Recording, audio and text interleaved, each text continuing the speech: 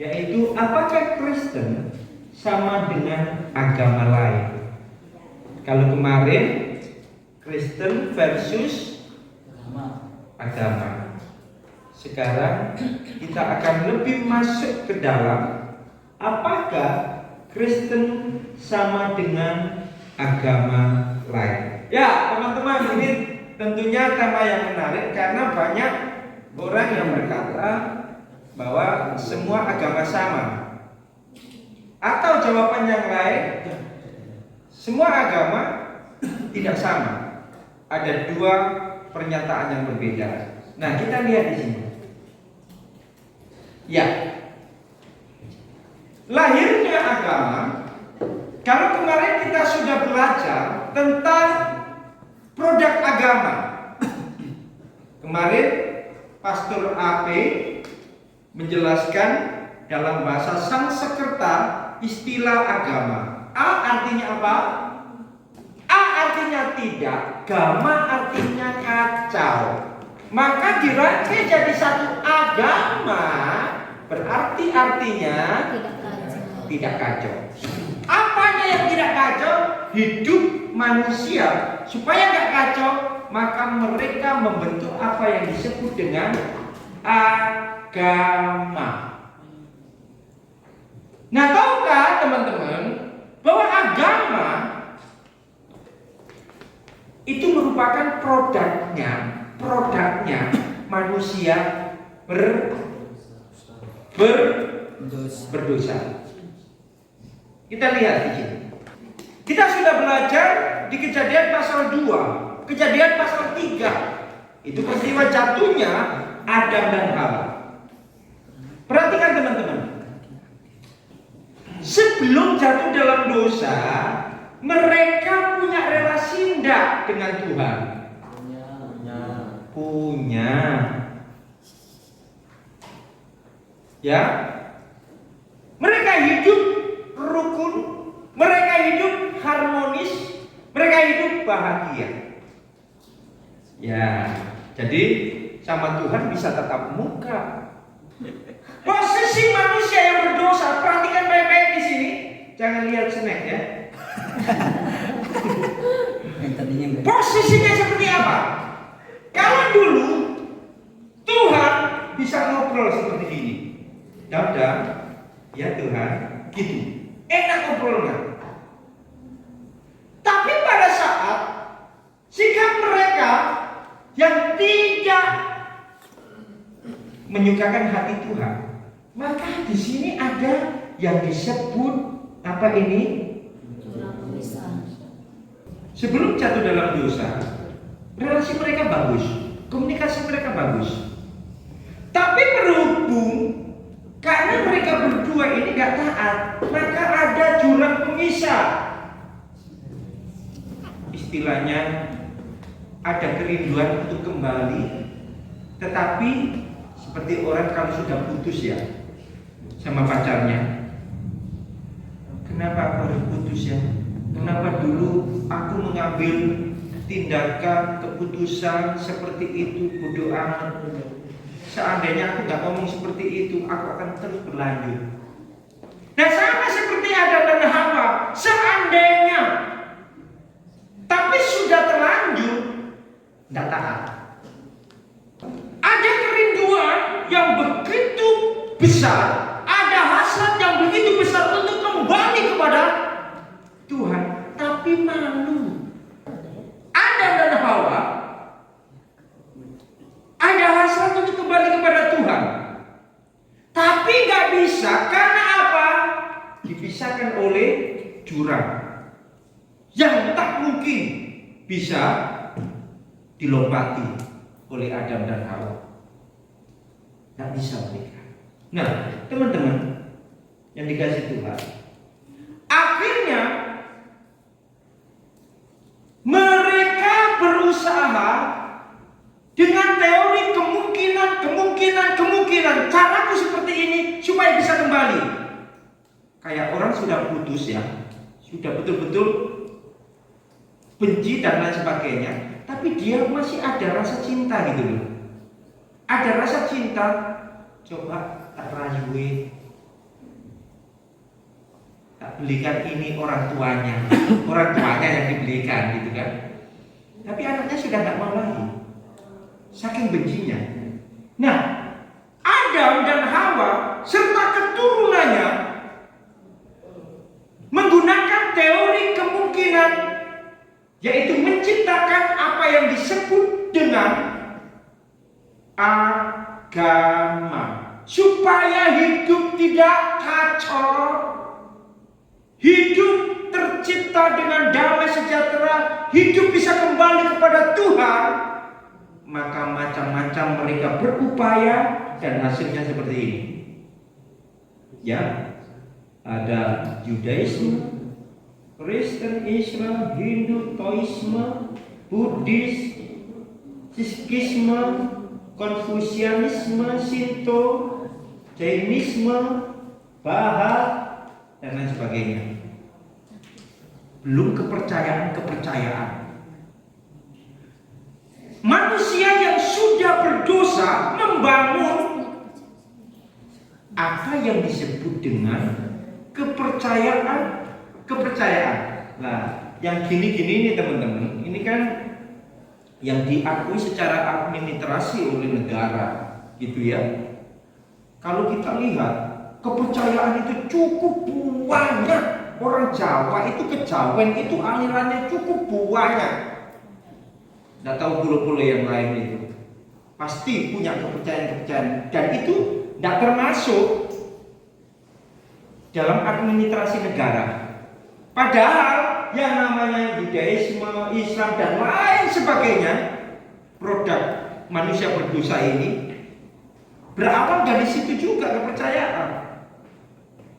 Apa yang dipercayai? Nah, mereka ciptakan dengan asumsi, mungkin dengan cara ini aku bisa kembali kepada Tuhan. Mungkin dengan cara B, aku bisa kembali kepada Tuhan. Mungkin dengan cara C, aku bisa kembali kepada Tuhan. Mungkin dengan cara D, aku bisa kembali kepada Tuhan. Produk manusia berdosa. Kalau sudah benci, dikasih sesuatu, senang nggak? Tetap aja enggak. Ya, teman-teman yang dikasih Tuhan, ini agama yang diciptakan oleh manusia yang berdosa, hasilnya hanya sebatas berakhlak mulia. Akhlaknya anak itu bagus ya. Dia sopan, punya etika, duduknya manis, nggak petakringan, iya kan? Kalau bicara itu santun. Hanya sebatas itu aja. Dan mereka merasa puas kalau sudah bisa membangun akhlak yang baik. Jadi kekuatan agama hanya bisa memproduksi manusia yang berakhlak baik. Dan yang kedua, bisa menciptakan perbuatan-perbuatan baik. Saling memberi, saling menolong, saling memperhatikan. Saya tanya, di luar sana mereka yang tidak percaya Tuhan Yesus bisa nggak saling menolong temannya? Bisa. Itu bukti hasil daripada sebuah agama. Tapi yang menjadi pertanyaan,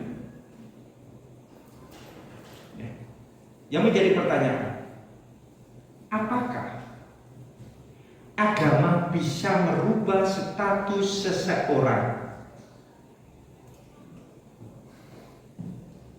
dari yang berdosa menjadi orang yang benar? Bisa? Halo? Bisa enggak? Woi! Dari orang berdosa statusnya menjadi orang yang benar. Bisa? Tidak mungkin, mustahil. Karena hanya sebatas ini hasilnya. Kenapa ada orang di luar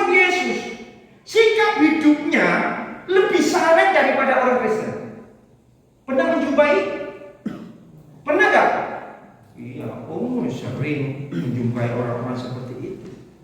Bahkan orang tidak pernah bersentuhan dengan banyak orang, banyak puasa, menyendiri dan lain sebagainya. Hidupnya lebih saleh.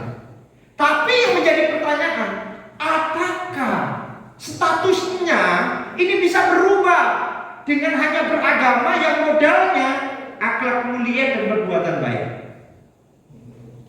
Tidak mungkin bisa. Karena apa? Perubahan status dari yang berdosa menjadi benar itu semata-mata hanya anugerah Tuhan.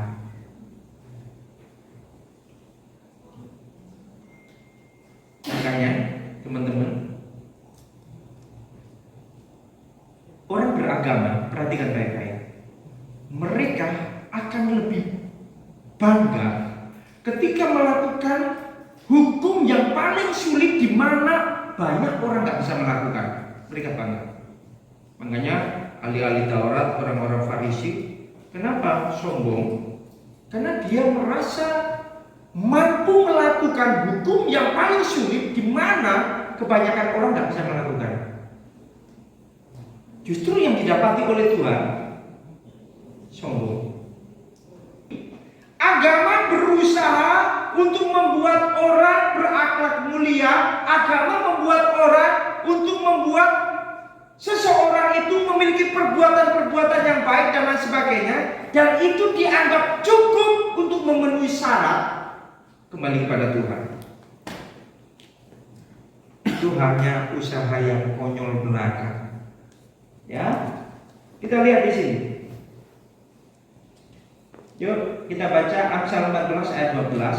2, 3. Ada jalan yang disangka orang lurus, tetapi ujungnya menuju maut. Dunia menawarkan seolah-olah agama itu adalah jawaban manusia supaya kembali kepada Tuhan. Banyak tawaran-tawaran. Tetapi Alkitab mengatakan seolah-olah disangka oleh orang jalan itu lurus, tetapi pada saat di penghujung jalan ternyata jurang. Itulah agama. Agama kalau saya ibaratkan seperti fata mur, seolah-olah kita pandang di sana ada air, genangan air yang jernih, kan gitu kan? Ketika kita dekati, apa yang terjadi? Nggak ada apa-apa. Betul ya? Itulah agama. Makanya seorang filsuf bernama Karl Marx mengatakan seperti ini. Agama adalah pembius manusia yang sebenarnya menjerat manusia untuk tidak bisa melakukan apa-apa. Jadi agama itu bius. Orang kalau dibius, bisa nggak melakukan sesuatu? Nggak bisa. Makanya banyak orang yang beragama akhirnya menjelekkan yang lain. Memang produknya seperti itu, hasilnya seperti itu. Ada jalan yang disangka orang lurus, tetapi ujungnya menuju maut. Maut adalah kematian. Bicara kematian. Nah, kondisi manusia di mata Tuhan seperti apa sih? Ini yang pertama. Yuk kita baca sama-sama. Yang merah saja ya. Ya. Yang pertama, Yesaya 53 ayat 6, 2, 3. Kita sekalian sesat seperti domba, masing-masing kita mengambil jalannya sendiri. Itulah manusia. Masing-masing mengambil jalannya sendiri. Apa yang kuanggap benar, itu pertimbangan manusia, tapi di mata Tuhan tidak benar. Makanya semakin orang beribadah atau beragama, teman-teman, saya katakan, semakin orang beragama, semakin dia melawan Tuhan. Ya. Oke. Kita sekalian sesat seperti domba. Tahu domba? Karakter domba seperti apa? Siapa yang tahu? Itu suaranya nah. Karakter domba itu kayak apa teman-teman? Bodoh pol. Bodoh. Itu satu. Domba itu bodoh. Yang kedua, domba tidak mengenal jalan untuk pulang kalau nggak ada gembalanya. Jadi kalau misalnya ditinggal gembalanya, puyeng dia. Migren. Tahu migren? Apa itu? Dia nggak tahu jalan pulang. Dia keluar dari kandang bisa, tapi jalan tertentu dia kembali ke kandangnya nggak tahu itu kandangnya di mana. Jadi bodoh, nggak ngerti jalan pulang. Biasanya orang seperti ini namanya apa? Kita diibaratkan orang yang statusnya berdosa, diibaratkan oleh Tuhan seperti domba yang tersesat, mengambil jalannya sendiri, dipandang benar tapi dia sedang tersesat, bukan kembali pulang ke kandangnya, tapi nggak tahu ngatur jalannya kemana. Itu domba. Nah, orang berdosa diibaratkan seperti itu. Ya. Maka di sini kan, tetapi siapa teman-teman? Tuhan telah menimpakan kepadanya kejahatan kita. Artinya hanya peran Tuhan saja yang bisa membuat domba tersesat itu bisa kembali ke kandangnya. Artinya apa? Butuh anugerah kita itu orang berdosa, butuh campur tangan Tuhan supaya kita bisa kembali kepada Dia.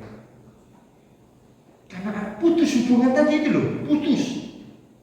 Kalau diputus itu sakit loh, serius loh. Karena om pernah masalahnya. Bukan om yang itu ya, yang putus, tapi om yang putusin. Sakit juga ternyata. Yang berikutnya, kondisi manusia di mata Tuhan yang kedua, sebab apa? Upah dosa ialah apa itu mau? Mati. Saya tanya, pada saat Adam dan Hawa itu dibilang oleh Tuhan, kamu ambil, kau makan, mati. Dan betul, mati. Hubungannya nggak ada lagi sudah. Wis nggak respect, nggak ada setrum-setrumnya sama sekali. Bukan hanya itu, Alkitab mengatakan kau mati. Saya tanya, orang mati bisa nggak bikin sesuatu? Nggak bisa. Orang mati untuk merespon aja bisa nggak? Nggak bisa. Nggak mungkin dia bisa melakukan sesuatu. Nggak mungkin, karena mati. Status orang berdosa di mata Tuhan mati. Untuk bisa hidup harus diapakan? Kalau hidup perlu apa?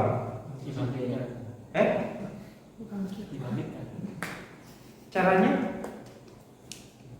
Isra bangkit. Kok si buta dari buah hantu aja? Dengan cara apa? Perhatikan.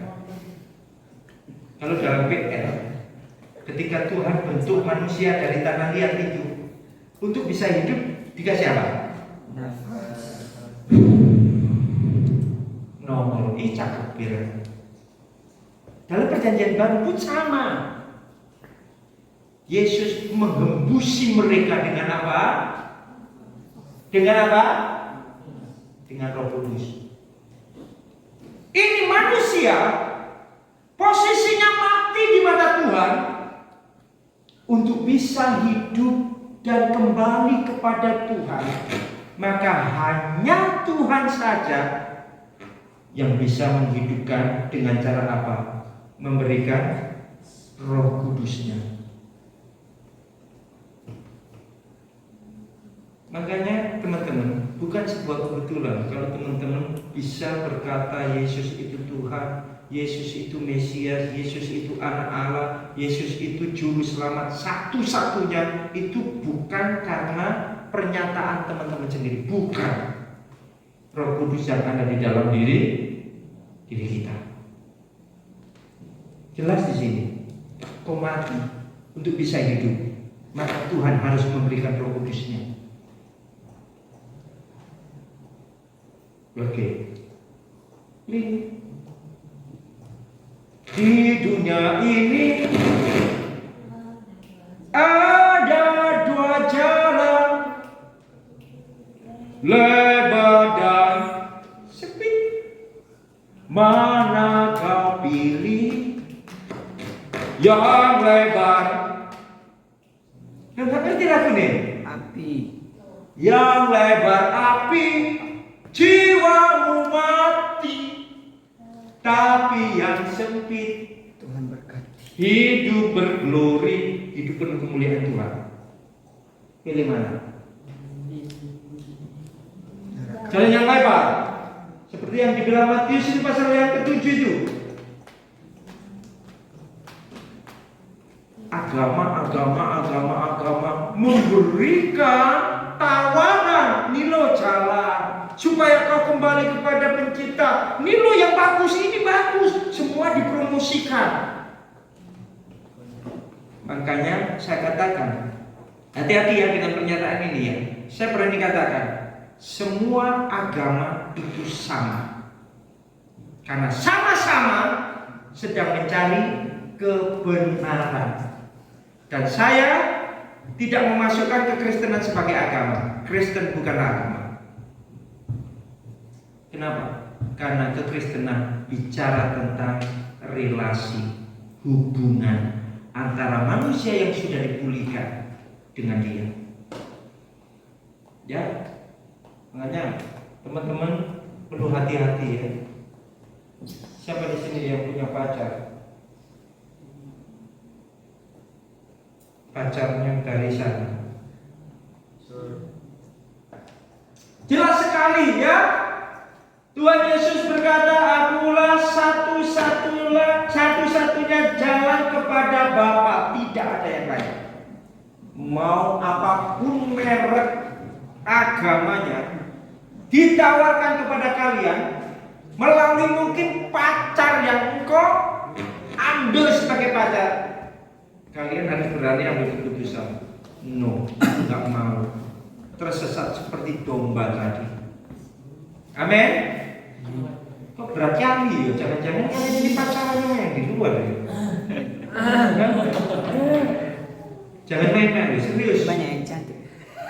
Ini Om sudah berkali-kali dikasih tahu ya. Iya kan? Sampai berani mengorbankan. Lebih baik aku nggak bersekutu, karena aku dilarang untuk cari pasangan hidup di luar sana. Lebih baik aku nggak datang di sholat Id. Lo ada loh seperti itu. Saya kasih tahu teman-teman. Orang seperti ini akan makan omongannya sendiri. Menderita, serius menderita. Kekristenan bukanlah agama, tetapi kekristenan berbicara tentang anugerah dan pulihnya hubungan manusia berdosa dengan Allah. Ini sebuah kabar sukacita. Tidak ada hubungan yang bisa dipulihkan dengan cara-cara yang agama tawarkan. Itu bukan solusi dan bukan jawaban. Justru itu jerat orang, ikatan yang tidak mungkin bisa lepas. Agama itu jerat sehingga membuat seseorang tidak bisa melihat anugerah Tuhan. Yuk, jadi sudah tahu ya, kekristenan itu tidak sama dengan agama. Ya, agama sampai sekarang ini sedang bergumul bagaimana bisa kembali kepada penciptanya, tapi itu pun pikiran sia-sia seperti orang yang sedang menangkap angin. Siapa yang bisa tangkap angin? Tangan siapa? Tapi bisa om, nangkap apapun. Bisa? Tangan amin. Nah itu sia-sia aja orang beragama. Dalam balon. Balon-balon. Ya, kalau balon-balon kelihatan, nggak kena sikatan. Yuk, kita bersyukur status kita sudah diubah oleh Tuhan, bukan lagi menjadi anak setan, tetapi anak Tuhan. anak Tuhan. Hubungan kita sudah dipulihkan oleh Tuhan melalui darah Kristus Yesus. Amin.